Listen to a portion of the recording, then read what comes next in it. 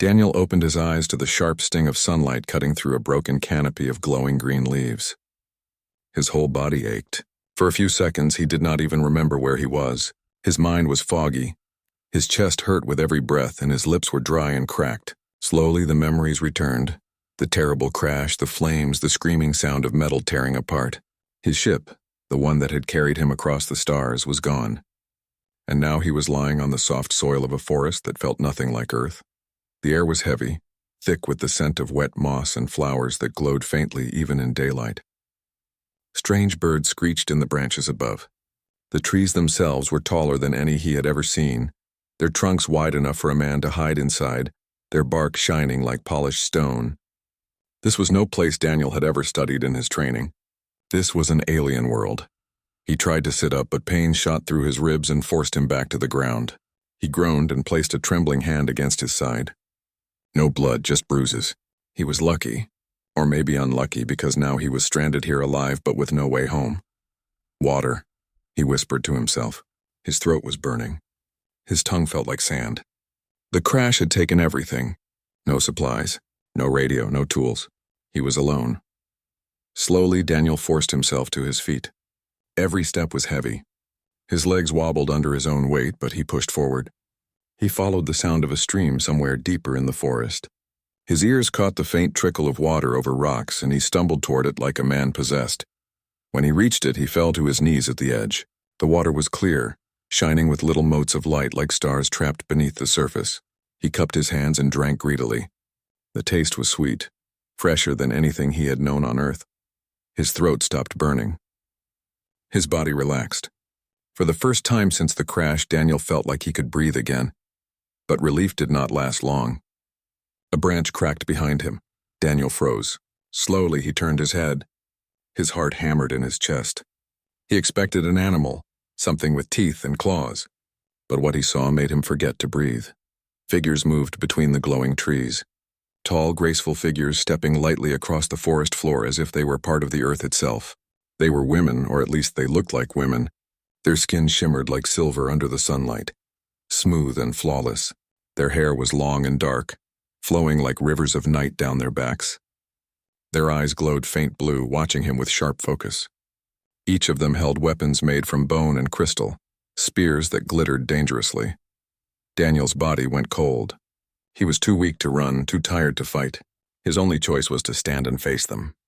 With shaking hands, he raised his palms in the air, trying to show he meant no harm. They fanned out around him in silence, their steps almost soundless on the moss. He could hear his own heartbeat pounding in his ears. One of them moved closer. She was taller than him by almost a head, her shoulders broad, her movements smooth like a predator's. But there was no hatred in her eyes, only curiosity. She stopped just a few feet away. Daniel did not move. His arms trembled as he held them up. The woman tilted her head, studying him as though he were some strange animal. Then slowly she reached out her hand. Daniel flinched when her fingers touched his chest. They were warm, gentle, not what he expected. Her palm pressed lightly against his heartbeat, as if she wanted to be sure he was alive. She said something in a language he did not understand. The sounds were soft, flowing, almost musical. He shook his head, confused. She repeated the words again, slower this time, as though teaching a child. Daniel swallowed hard. His throat was still dry, but he tried to mimic the sound. His voice cracked. The women around him murmured to each other, their glowing eyes never leaving him. For a moment, Daniel thought they might kill him. He was a stranger, an intruder, a broken man who had fallen from the sky into their forest. He braced himself for the sharp bite of a spear, but instead the tall woman did something unexpected. She lowered her weapon, then placed her hand on his shoulder. Her grip was firm, strong, but not cruel. She pointed toward the forest, then back at him. Her meaning was clear. Come with us. Daniel hesitated. He looked at their faces. Some of them were wary, others curious. None of them looked ready to strike. His body ached. His strength was gone, and he knew he would not survive alone. He nodded slowly. The women moved around him, forming a loose circle as they guided him deeper into the forest. Their weapons stayed ready, but their eyes softened, as if they already saw him as something strange but not dangerous. Daniel stumbled as he walked, but one of them steadied him with a hand on his arm. Another offered him a fruit that glowed faintly in the shadows. He bit into it. The taste was rich, sweet, and for a moment he almost forgot he was light years away from Earth. As they moved, the forest grew denser. Strange lights flickered in the undergrowth. Daniel's fear slowly shifted into wonder. These women did not move like warriors alone. They moved like guardians of the land, every step graceful, every glance sharp. They belonged here in a way he never could. After what felt like hours, the trees opened up into a clearing. His breath caught in his throat. Before him lay a village unlike anything he had ever seen. Homes made of woven branches and glowing stone rose from the earth. Waterfalls of silver liquid poured from cliffs into crystal pools. The air was filled with soft humming, like the voice of the forest itself. The women led him into the heart of the village. Others came out to see him, more tall, silver-skinned women, their glowing eyes wide with shock and wonder. They whispered to each other, their voices carrying like wind through leaves. Daniel stood there, weak and uncertain, surrounded by dozens of alien women who had never seen a man before. His heart pounded in his chest. He felt small, fragile, but also important in a way he could not understand. And in that moment he knew one thing. His life had just changed forever. The forest had not killed him. It had given him to them. The alien women guided Daniel into the heart of their village. His legs trembled from weakness, but he kept moving step after step, as though carried forward by their presence. Dozens of glowing eyes followed him. Whispers spread through the crowd like ripples in a lake. Some voices carried surprise, others fear, and many carried something else, a strange excitement. Daniel tried to stand tall, but inside he felt small. He was just one man, broken and lost, standing before an entire tribe of women who had never seen his kind. They stared at his hair, his rough skin, his clothes torn from the crash. It was as if every part of him was a mystery waiting to be studied. The tall woman who had first touched his chest stepped forward and raised her hand. At once the voices around them softened. She said a few words in their flowing language, and the tribe listened with quiet respect. Daniel understood none of it, but he felt the weight of her authority. She was their leader. She turned to him then, her glowing eyes meeting his. Slowly, she placed her hand on her chest and spoke a single word. Sarai. Daniel blinked, then nodded. Sarai, he repeated, pointing at her. His voice was hoarse, but the name felt strong on his tongue. The woman smiled faintly, then gestured to him. She tapped his chest with a single finger, waiting. Daniel hesitated, then placed his own hand against his chest. Daniel, he said. Neil. She repeated carefully, her voice shaping the sound as though tasting it. The women around them whispered his name, testing it, learning it. For the first time since the crash, Daniel felt like he was not just a stranger. He was seen. They gave him food, fruits with glowing veins, roots roasted over open fires, and water from a clay bowl. He ate slowly, his body hungry but his mind cautious. The taste was unlike anything he had known, but it filled his stomach and gave him strength. As he ate, he noticed the women's stares. Their gazes were not hostile, but they were intense. Some reached out to touch his hair, brushing it gently as though to prove it was real. Others touched his hands, tracing the lines of his skin with wide-eyed wonder. Daniel's cheeks burned with embarrassment. He had never been the center of so much attention. But it was not only curiosity he saw. Some eyes were full of hope, others full of sorrow. A few looked at him as if he was an answer to a question they had carried for a very long time. That night, they prepared a small shelter for him at the edge of the village. It was made of woven branches and soft furs, warmer than he expected. Daniel sat inside, staring at the firelight flickering against the walls. He thought of Earth, of the blue skies, of the people he had left behind. Would they ever know he had survived? Would he ever see them again? The night was filled with unfamiliar sounds. The forest sang with strange insects and distant howls, but louder than all of it was the quiet murmuring of the women outside. They spoke in their flowing language, their voices soft but sharp with meaning. Daniel could not understand their words, yet he knew they were speaking about him. Sleep came slowly. When it did, it was filled with dreams of falling through fire, of faces he could not name, and of glowing eyes watching him in the dark. The days that followed were a blur. Daniel tried to learn their language one word at a time. The women pointed to objects, repeating the sounds until he understood. They laughed when he got it wrong, but their laughter was never cruel. Little by little, Daniel's tongue shaped their words and their voices shaped his. He also learned something else. This tribe had no men, not one. The village was filled with women of every age, from young girls who ran barefoot through the grass to older women whose silver skin carried fine lines of wisdom. Daniel asked about men once, gesturing clumsily to himself and then around the village. Sarai's face grew solemn. She spoke slowly, carefully, and though Daniel understood only half the words, the meaning cut deep. Long ago, their men had gone to war. None had returned. Their tribe had survived through strength and unity, but their numbers were falling. Each year, fewer children were born. Each year, their hope grew smaller. And now Daniel understood why they looked at him with such intensity. To them, he was not only a man, he was a chance. A miracle, but miracles are dangerous. Not everyone welcomed him. Some women watched him with suspicion, their hands never far from their weapons. To them, he was a threat, a stranger who might bring ruin instead of salvation. Daniel felt their eyes most strongly when he was alone. He carried their doubt like a shadow. Still, others treated him with kindness. They showed him how to weave baskets, how to prepare food, how to read the stars in their night sky. They taught him their songs, voices rising like wind through the trees. Sometimes Daniel sang with them, his broken words earning laughter and smiles. In those moments, he felt almost at peace. One evening, Sarai invited him to sit by the central fire. The whole tribe gathered around. She began to speak, her voice strong and steady. The women listened in silence, their faces lit by the flames. When she finished, she turned to Daniel. Her eyes were gentle but heavy with meaning. She placed her hand on his chest again, the same way she had done in the forest. Then she spread her arms toward the tribe. Daniel understood. She was telling them that he belonged. The women murmured among themselves. Some nodded in agreement, others shook their heads. The fire crackled and tension hung heavy in the air. Daniel's heart pounded. He wanted to speak, but he did not know enough words. All he could do was place his own hand on his chest and nod. "Daniel, here," he said softly. The tribe grew quiet. Then slowly Sarai smiled, and in that moment Daniel realized something powerful. He was no longer just a survivor of a crash.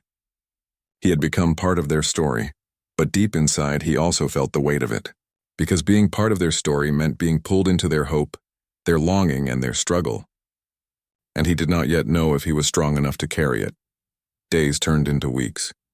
Daniel's life in the village grew both familiar and strange. He woke every morning to the sounds of women singing as they carried water from the streams, to the laughter of children chasing each other through the glowing grass. He helped where he could, fetching wood, repairing shelters, and learning their ways. Though his hands were clumsy, his effort earned smiles, and soon the women began to trust that he was not only a burden, but also a helper. Yet, trust was not the same as peace. The village was divided about him.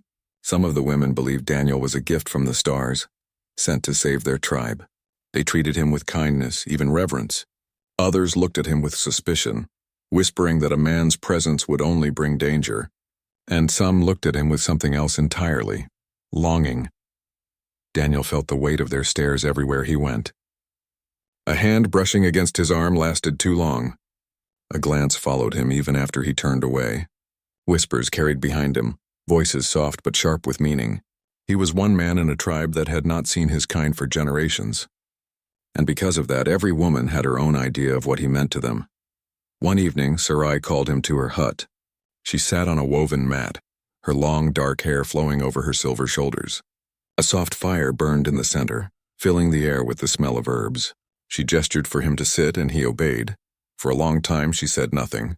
She only studied him with those glowing eyes that seemed to see more than his body, more than his words.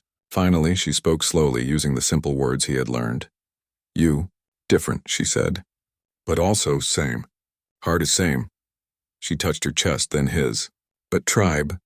She hesitated, searching for words. "Tribe not same. Tribe wants you. Many ways." Daniel lowered his eyes. He understood too well.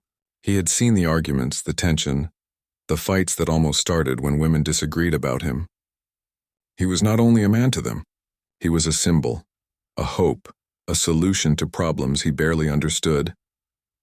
"I don't want to hurt your people," he said softly, struggling with the words. I want to help. Sarai's expression softened. She reached out and touched his hand. Her skin was warm, her grip strong. Help is good, but heart must choose. Not tribe only, her words unsettled him. Did she mean his choice would shape their future, or did she mean something more personal? He could not tell. The next day, conflict erupted. Daniel was repairing a broken fence near the edge of the village when two women began shouting at each other.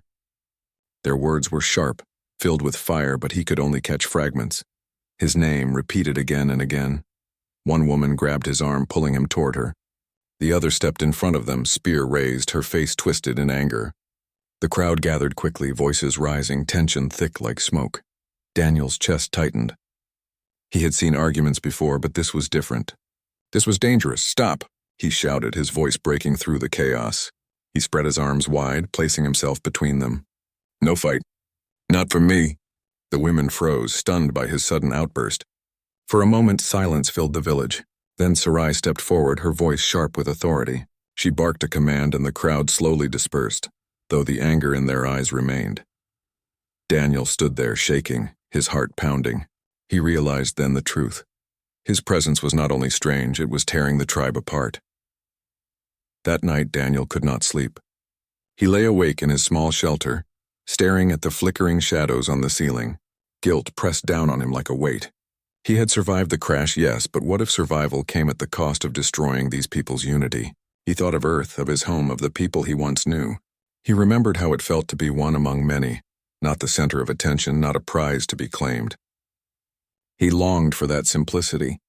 But here he was something else, something too large, too heavy to carry alone. The fire outside had burned low when he finally rose and stepped into the cool night. The forest hummed with quiet life. The stars above were brighter than any he had seen on Earth, scattered like diamonds across a sky of endless black. And then he heard footsteps. Sarai stood there, her eyes glowing softly in the moonlight. She looked at him for a long time, her expression unreadable. Then she spoke, her voice quiet, almost gentle. "You feel heavy," she said. Daniel nodded, unable to hide the truth. "I hurt your tribe. I bring trouble." Sarai shook her head slowly. "Not you, not hurt. Only change. Change is always heavy." Her words sank deep into him. She stepped closer, close enough that he could feel the warmth of her skin. She touched his shoulder gently. "You must speak tomorrow to all. They must hear you." Daniel swallowed hard. The thought of standing before the entire tribe, speaking in broken words, filled him with fear. But he also knew she was right. If he stayed silent, the tribe would tear itself apart. "I will," he whispered. Sarai smiled faintly, then turned and disappeared into the shadows of the night. The next morning, the tribe gathered in the central clearing. The air was tense, thick with unspoken arguments. Daniel stood before them, his palms sweaty, his knees weak. Dozens of glowing eyes watched him. He took a deep breath and began to speak. His words were slow, broken, clumsy, but honest. "I am. Daniel, I am man, yes. But not prize. Not thing. I am person, like you. I want to help. I want to live. But no fight. No hurt. I cannot be answer for all." His voice trembled, but he forced himself to go on. "See me, not as gift, not as war. See me as friend." For a long moment, silence hung in the air. Then voices rose, some in agreement, others in anger. The crowd split again, tension thick. Daniel's heart sank. He feared his words had failed. But then Sarai stepped forward, raising her hand. Her voice rang out, strong and commanding. She spoke at length, her tone sharp, her words carrying authority. Slowly, the voices softened. The women listened. At last, Sarai turned to him. Her glowing eyes held a promise. "They will think," she said softly. "It is first step." Daniel exhaled, his body trembling with relief. He had spoken, and though the conflict was not gone, something had shifted. The tribe would not break apart, not yet. And deep inside, Daniel felt a strange spark of hope. Perhaps he truly could belong here. Perhaps he could be more than a burden, more than a symbol. Perhaps in time he could be family. But he also knew this was only the beginning. The sun rose slowly over the village, painting the silver trees in soft gold. But the light did not bring peace.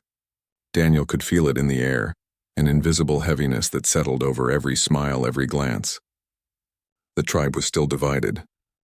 Some women greeted him warmly as he walked through the village.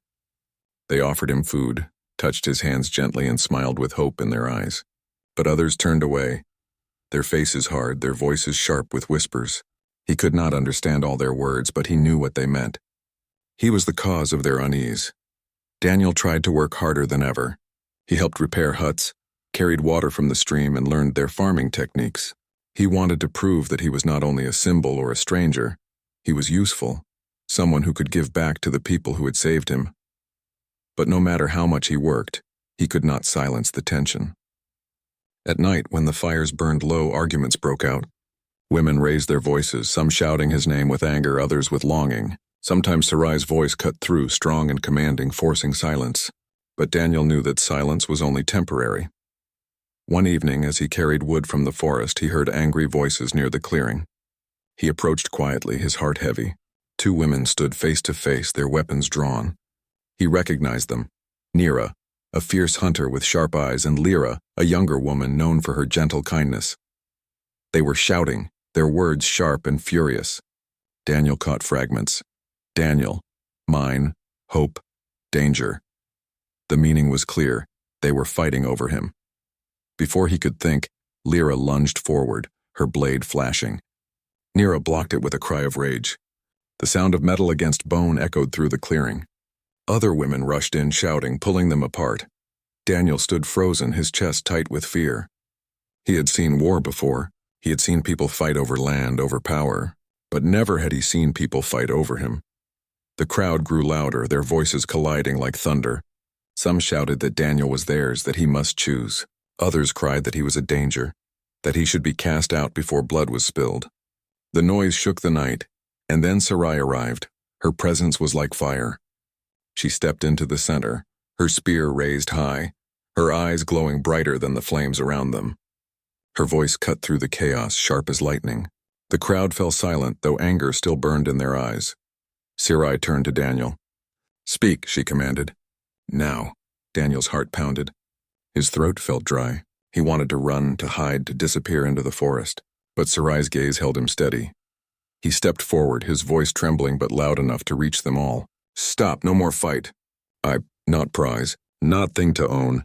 I am Daniel. I am man, yes, but I am person first. I cannot be answer to all. If I stay, it must be as friend. As family, not as war." The words were simple, broken, but they carried the truth of his heart. His chest ached with every breath, but he forced himself to meet their glowing eyes. Silence followed. The women stared at him, some with tears, others with rage. Finally, Sarai lowered her spear. "You hear him?" she said firmly. "He is not gift to fight for. He is choice. His own." Her words spread through the crowd. Some nodded reluctantly, others turned away, their faces dark with frustration. Slowly the crowd broke apart, leaving only Daniel and Sarai by the fire. Daniel sank to his knees, exhausted. His body shook with fear and guilt. He had spoken his truth, but he did not know if it would be enough. Sarai placed a hand on his shoulder. "You are strong," she said softly. "Not in body only, in heart. That is why they fight. They see hope in you, but hope can be heavy." Daniel looked up at her, his voice barely a whisper. "Maybe I should leave." Her eyes hardened. "No," she said quickly. "If you leave, tribe breaks more. You stay, you stand. Together we make balance." Her conviction filled him with warmth, but also with fear. Could he truly stand against the weight of a whole tribe's desires, fears, and hopes? He did not know. The next days were calmer, but the peace was fragile. Women kept their distance, yet their eyes still followed him everywhere. Daniel threw himself into work, teaching them what little he knew from Earth.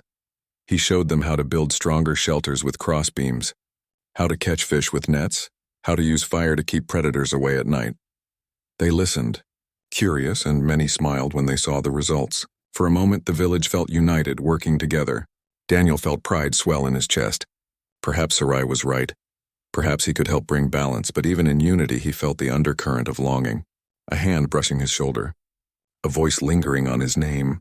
A stare that burned into him when he turned away. He was not only Daniel to them. He was the last man they had ever seen. One night, as the tribe sang around the fire, Daniel sat apart, watching the flames. He listened to their voices rise, beautiful and haunting. His chest ached with emotion. He wanted to belong, to be part of them, but he also feared the cost. Sarai sat beside him, silent for a long time. Finally, she spoke. "You think too much," she said softly. Daniel gave a weak smile. "Hard not to. I see their eyes. I feel their want. It is heavy," Sarai nodded. "Yes, but you are not alone. You have me. You have tribe. Together we find way." Her words settled in his heart like a flame against the dark. He looked at her, and for the first time he did not see only a leader. He saw a woman carrying the same weight as him, fighting for her people with every breath. And in that moment, Daniel felt a bond stronger than fear, stronger than doubt. He was not just a man lost in a forest anymore. He was part of something greater, something fragile, something dangerous, but something worth fighting for.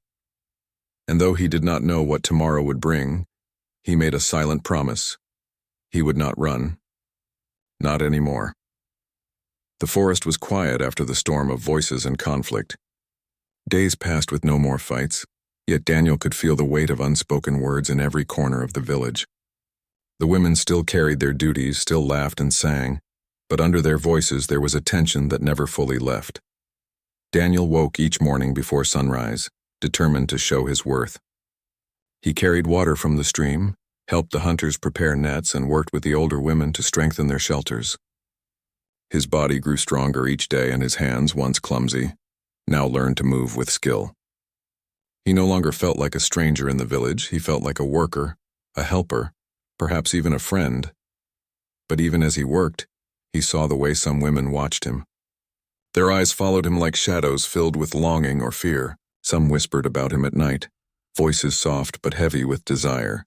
Daniel's heart ached with guilt. He was only one man. He could not carry all their hopes alone. One evening, Sarai came to him. Her expression was calm, but her eyes held worry. She led him to the central fire where the tribe had gathered. The flames flickered against their silver skin, casting strange shadows on their faces. Sarai raised her hand, and the crowd grew silent. She spoke, her words slow and careful so Daniel could understand. "Daniel speaks true," she began. "He is man, yes, but not prize. Not thing to own. He is person. He is friend." The tribe murmured, some nodding, others frowning. Sarai's voice grew stronger. "We cannot break for him. We cannot fight for him. If he stays, he must be with us, not between us." Then she turned to Daniel. "Now you speak. They must hear your heart." Daniel's chest tightened. Speaking before the whole tribe was never easy, but he remembered Sarai's words from before. "You must stand. Together we make balance." He stepped forward, the firelight flickering across his face. "I am Daniel," he said slowly. "I came from Sky. My ship broke. My people gone. I am alone, but you saved me. You gave me food, water, life. You gave me place to stay." His voice trembled, but he continued. "I am one man. I cannot be answer for all, but I can help. I can work. I can fight beside you. I can be friend. I can be family." The words were broken, simple, but they carried the truth of his heart. The fire crackled and silence hung heavy over the crowd. Then a young woman stepped forward. Her name was Lyra, the same who had once fought for him. She looked at him with tears in her eyes. "Friend," she whispered in their language. Then louder, "Family." Her voice broke the silence. Others began to murmur, repeating the words, some softly, some with strength. "Family, family." Daniel's chest swelled with emotion. For the first time, he felt not just like a stranger who had fallen into their lives, but like someone who belonged. But peace never came easily. That night, as Daniel sat alone outside his shelter, Nira approached. The fierce huntress who had once fought for him stood tall, her eyes sharp like blades. "You speak well," she said, her voice low, "but words do not change truth. Tribe is dying. Few children. Fewer each year. You are man. You are answer whether you want or not." Her words struck him deep. He opened his mouth, but no reply came. Nira stepped closer, her presence overwhelming. "You cannot run from this. You cannot hide. Every woman sees you. Every woman wants. Some want love. Some want children. Some want hope. You must face it." And then she turned and walked into the shadows, leaving Daniel with his thoughts burning like fire. Sleep did not come easily. Daniel lay awake, staring at the stars through the cracks of his shelter. Nira's words echoed in his mind. She was right. No matter how much he tried to be only a friend, only a helper, the tribe saw more. To them, he was not only Daniel. He was possibility. He was future. His chest tightened with fear. He did not want to be owned, did not want to be fought over like a prize. But he also could not ignore their pain, their slow fading, their desperate hope. The next morning he rose with heavy eyes. Sarai found him by the stream, his hands shaking as he splashed cold water on his face. She studied him silently for a while before speaking. "You heard Nira," she said softly. Daniel nodded. "She's right," he admitted. "I could feel their eyes. Their want. I cannot be all things." His voice broke. "But I cannot close my eyes. I cannot pretend." Sarai stepped closer.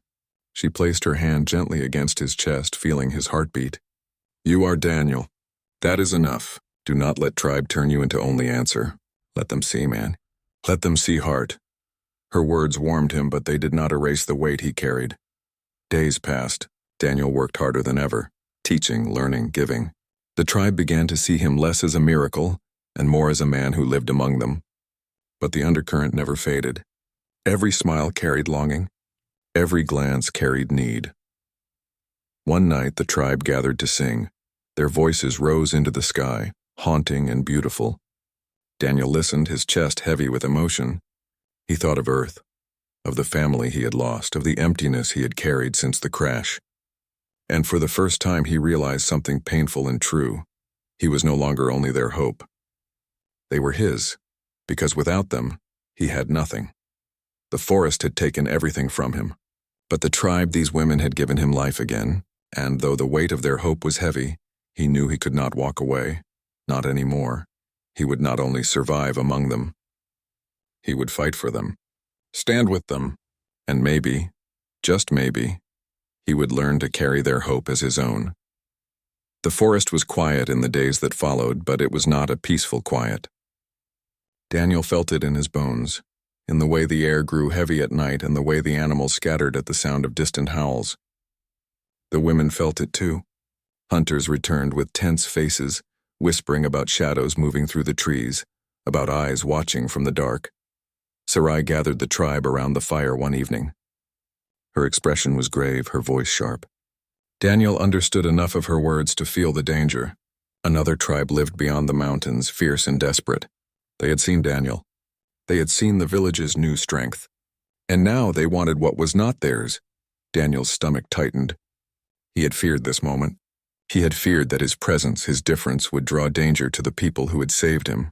And now that fear had come true, that night he could not sleep. He sat outside his shelter staring at the glowing forest. He thought of Earth, of soldiers he had trained with, of battles he had once watched from far away.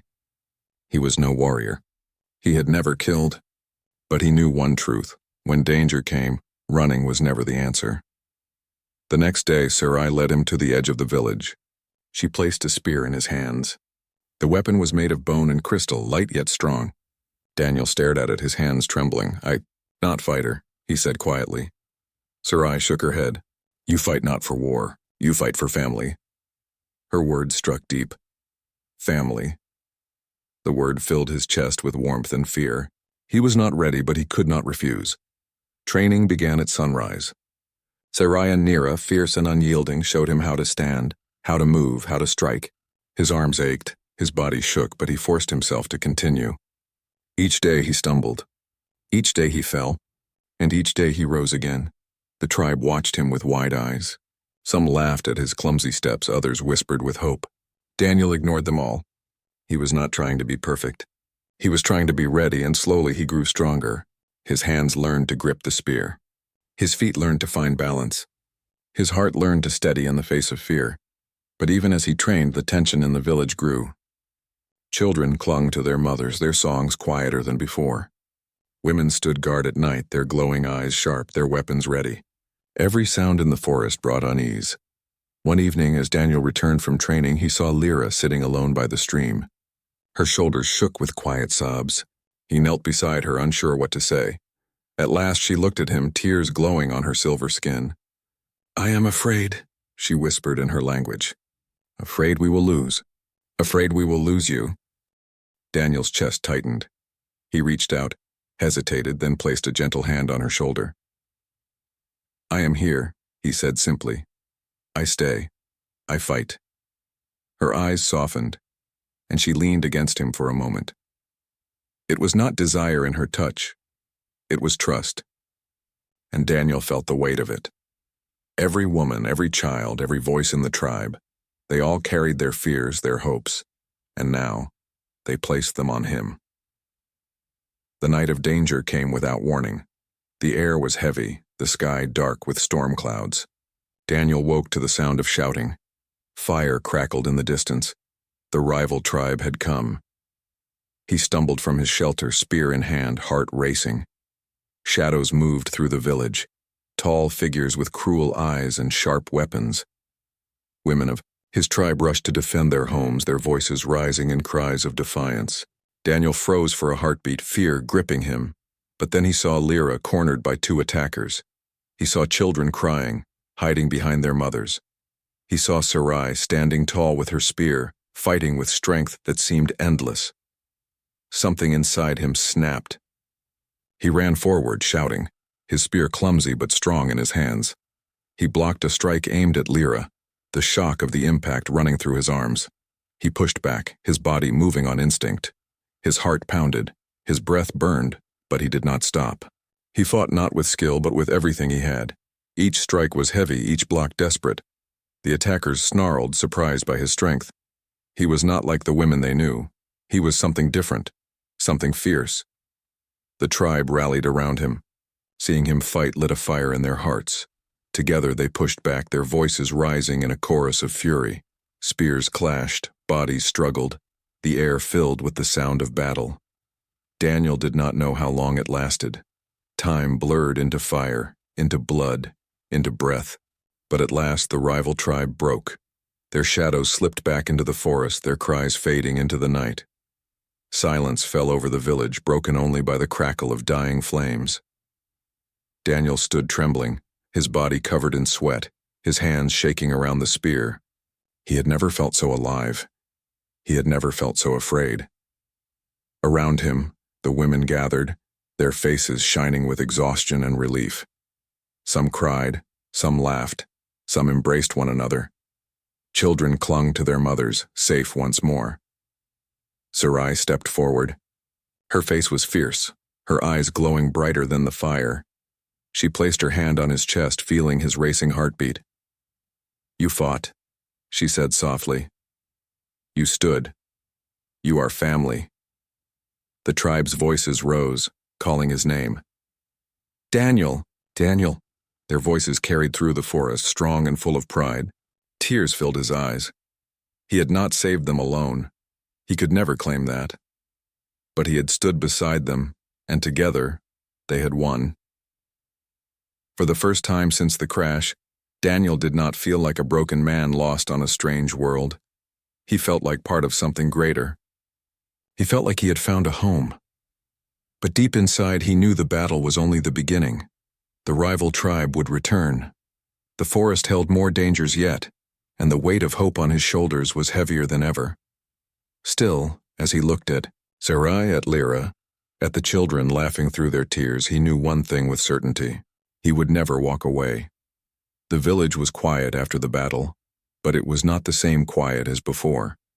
It was the silence that comes after fear, after blood, after fire. The women moved slowly through the ruins, repairing homes, comforting children, and tending to wounds. Daniel walked among them, his body sore, his arms heavy, but his heart full of a strange strength. Everywhere he went, voices whispered his name, hands touched his shoulders, his arms, his back. Some eyes carried gratitude, others awe. For the first time, he felt not just like a guest, but like a protector. But he also knew the truth. The fight was not over. The rival tribe had been pushed back, not destroyed. They would return, stronger and angrier. And when they did, this village would need more than hope. They would need unity. That night, the tribe gathered around the fire. The flames burned high, the smoke rising into the stars. Sarai stood tall, her voice ringing clear as she spoke of their victory, of their courage. The women cheered, their voices strong despite their weariness. Then Sarai turned to Daniel. She placed her hand on his chest as she had done the first time she spoke his name. Daniel fought with us, she said. Not as stranger, not as prize, but as family. The tribe's voices rose together, calling his name, their chants filling the forest. Daniel stood in the firelight, his chest trembling with emotion. For so long he had been lost in the crash, lost in fear, lost in doubt. But here, in this moment, he was found. The following days were filled with work. The tribe repaired what had been broken, built stronger walls, and set watch at the edges of the forest. Daniel helped in every way he could, though his body ached with wounds. He lifted wood, sharpened spears, and carried stones. At night, when the work was done, he sat with the women around the fire. They sang their songs, voices rising like wind, through the trees, and he added his voice, broken but steady. Slowly his words began to blend with theirs, his voice becoming part of their harmony. But inside him, a quiet fear remained. He thought of the rival tribe, of the hunger in their eyes, of the danger they brought. He thought of the children laughing now, but perhaps crying tomorrow. He thought of Sarai, strong and unyielding, carrying the weight of her people. One evening, as the fire burned low, Daniel sat beside her. He watched the shadows dance across her face, her glowing eyes reflecting the flames. "They will come back," he said softly. Sarai nodded. "Yes, they always come back." Daniel swallowed hard. "Then we must be ready. Not only with spears, with more, with new ways." She turned to him, her eyes narrowing with curiosity. "New ways?" Daniel took a stick and drew in the dirt. He showed her how walls could be built higher and stronger, how traps could be set in the forest, how fire could be used not only to cook but to protect. His words were simple, his drawings clumsy, but Sarai listened with care. When he finished, she touched his shoulder. "You bring more than strength. You bring mind. That is gift too." Her words filled him with warmth but also with fear. He was giving them more, yes. But with every gift, the weight of their hope grew heavier on his shoulders. The rival tribe did not come the next day, or the day after. Weeks passed and life slowly returned to rhythm. But no one forgot. Spears stayed sharp, guards stayed watchful, and children were taught to run when danger came. Daniel trained every day. His body grew stronger, his movements quicker. He was no master, but he no longer stumbled. He stood with the hunters side by side as one of them. One afternoon, Lyra brought him a small woven band of silver grass. She placed it on his wrist, her eyes shining. "Family," she whispered. Daniel's throat tightened as he nodded. He had lost his family in the stars, but here, among these women, he had found another. The day the rival tribe returned, the village was ready. Their war cries cut through the forest, fierce and cruel. But this time, the village did not tremble. Spears lined the walls, traps waited in the trees, and fires burned bright at the edges. Daniel stood at the front with Sarai, his spear steady in his hands, his heart fierce.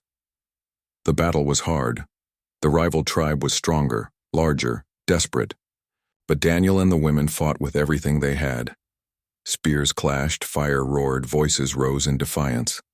Daniel moved with purpose, his body no longer clumsy, but alive with strength. He blocked strikes, pushed back enemies, and protected those behind him. He fought not alone, but as part of the tribe. Every cry, every strike, every heartbeat was shared. At the height of the battle, Sarai's voice rose above the chaos. "Together," she shouted, "we are one." The women rallied, their strength renewed. Daniel felt it too. This was not his fight, not their fight, but their fight together. And when the rival tribe finally broke, fleeing into the forest, the village stood strong, tired, wounded, but unbroken. After the battle, the tribe gathered once more. The fire burned high, their voices singing into the night. But this time the song was different. It was not a song of fear or longing. It was a song of unity, of survival, of family. Daniel sat among them, his body aching, but his heart full. Sarai placed her hand on his chest and he placed his hand on hers. No words were needed. They had fought together, they had survived together, and they would live together. For Daniel, the journey that began with fire and loss had ended with belonging. He was no longer only a man from the stars. He was Daniel of the tribe, and as the firelight danced in the eyes of his new family, he knew one truth with all his heart. He was home.